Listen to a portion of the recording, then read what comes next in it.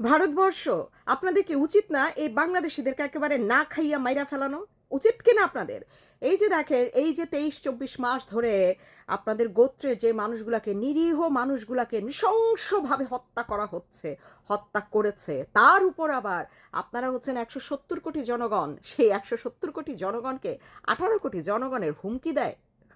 তারা যুদ্ধ ঘোষণা করবে আপনাদের বিরুদ্ধে, কিন্তু আপনাদের সাইল না খেয়ে হেরা বাঁচেই না। আর না বাঁচলে যুদ্ধকেই দেয়া করবে।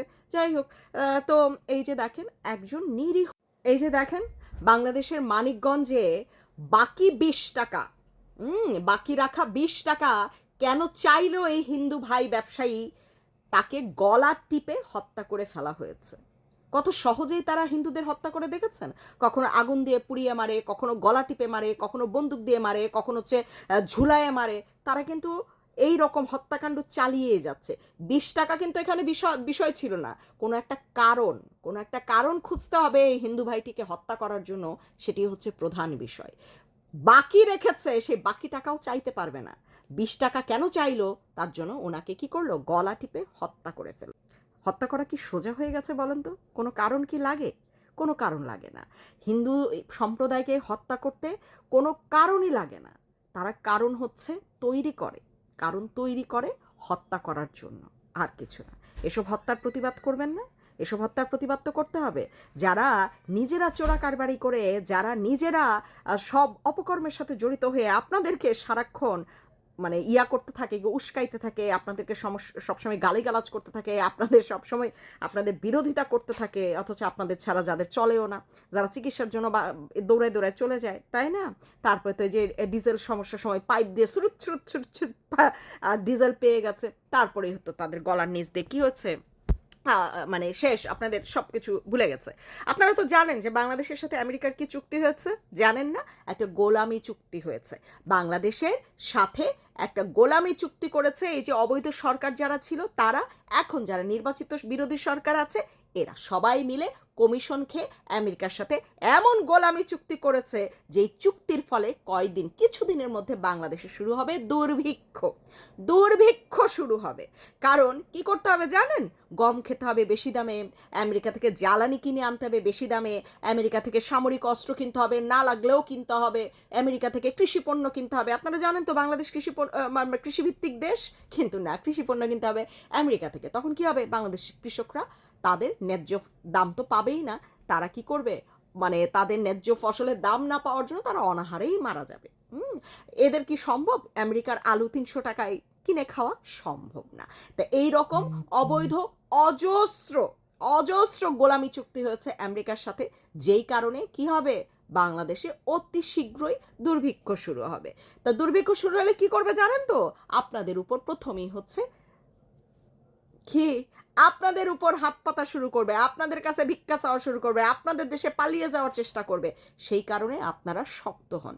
এই সব বেজন্মা বেঈমান পাকিস্তানিদেরকে আপনাদের দেশে কোনোভাবেই ঠাঁই দিবেন না।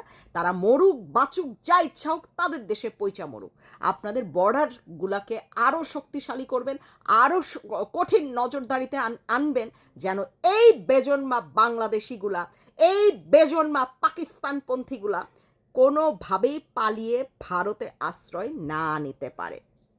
তো এবং এবং আরেকটি জঘন্য কাজ করেছে, যেটি হচ্ছে আপনাদের জন্য এবং আমাদের জন্য দুই ক্ষেত্রেই হচ্ছে নিরাপত্তাহীনতায় আমরা ভুগবো সবসময়।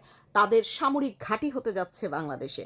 আমাদের সেন্ট মার্টিন দ্বীপটি দিয়ে দেওয়া হয়েছে আমেরিকার হাতে, আমাদের সমুদ্র বন্দর দিয়ে দেওয়া হয়েছে আমেরিকার হাতে।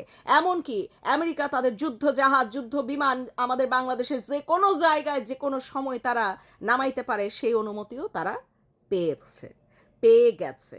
বুঝতে পারছেন যে বাংলাদেশের সার্বভৌমত্বের উপর কত বড় একটা ঝুঁকি।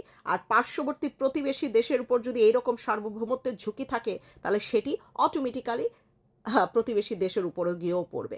এই কারণে বলবো ভারত সরকারের উদ্দেশ্যে যে আপনারা আরও শক্তিশালী করেন, আপনাদের সীমানা নজরদারির মধ্যে আনেন, এবং বাংলাদেশের এই বেজন্মাগুলার জন্য একটুও ছাড় দিবেন না। আর কি, ভিসা, চিকিৎসা ভিসা, এগুলো দেওয়া বন্ধ করেন। এত পীড়িত কিসের জন্য? যাক তারা পাকিস্তান গিয়ে চিকিৎসা করুক। পাকিস্তান নাকি অনেক ভালো, তাদের বাপদাদের চিকিৎসায় ভালো, শিক্ষায় ভালো, ভিক্ষায় ভালো, সমকামিতায় ভালো, তারপর হচ্ছে জঙ্গি হামলায় ভালো, সন্ত্রাসী হামলায় ভালো, তাদের বাপদাদার দেশ অনেক ভালো। সেদিকে যাইতে বললেন। হ্যাঁ, আপনারা এদেরকে এত সহজে ভিসা দিয়েন না। আর বাংলাদেশের যা প্রয়োজন সেটিও এত সহজে দিয়েন না। তাদের যখন এত পয়সা, বলেন না তাদের বাপদাদার দেশ থেকে, আমেরিকা থেকে, পাকিস্তান থেকে কিনে আইনা বাঁচতে বলেন। আপনারা এত তাড়াতাড়ি চাওয়া মাত্রই আপনাদের কেন দিতে হবে? এত অভাবে তো ভারতবর্ষ পড়ে নাই, পড়ছে কি? তা চাওয়া মাত্রই তাদেরকে সব কিছু দিয়ে দেন কিসের জন্য? এগুলা একটু কম দেন। কম দিলে এরা বুঝবে ভারতবর্ষ কি। আর যদি চাওয়া মাত্রই সব কিছু দিয়ে দেন তাহলে তো ভাই দিল্লি না ঢাকাই করতে থাকবে, তাই না জনগণ? তা ভারতবর্ষের প্রতি আবারও অনুরোধ করছি, এই বেজন্মা পাকিস্তানপন্থীদেরকে বলেন পাকিস্তানের সাহায্য নিতে।